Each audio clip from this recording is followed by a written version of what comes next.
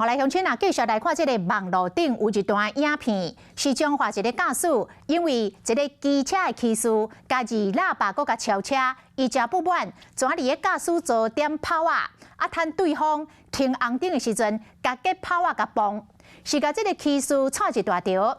民众看这个影片拢讲伤含咯，也毋过有人怀疑这双方可能熟识，可能是演的。但是这款的行为恐惊会危害到其他的过路人。警方讲会主动来侦办。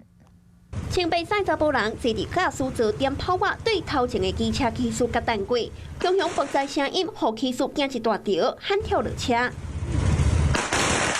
昨日有民众伫面册社团分享这段影片，佮有配字幕，当着乌白市喇叭超车的高囡仔是要安怎处理？有民众怀疑讲双方是毋是有熟识，老话讲大部分拢是演红看的，公共危险罪，警察敢无要处理这个？也佮有人讲超一个车转变邯郸牙。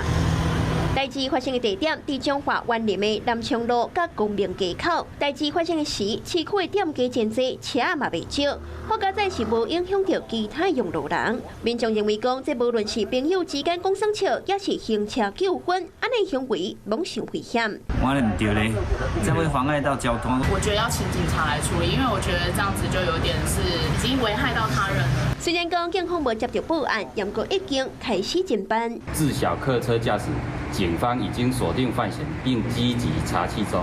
警方表示，对机车骑士弹抛外行为已经违反放火和不法使用爆裂物的罪，相当会当罚7档的有期徒刑。千万唔通因为家己一时的冲动，去影响到公共安全。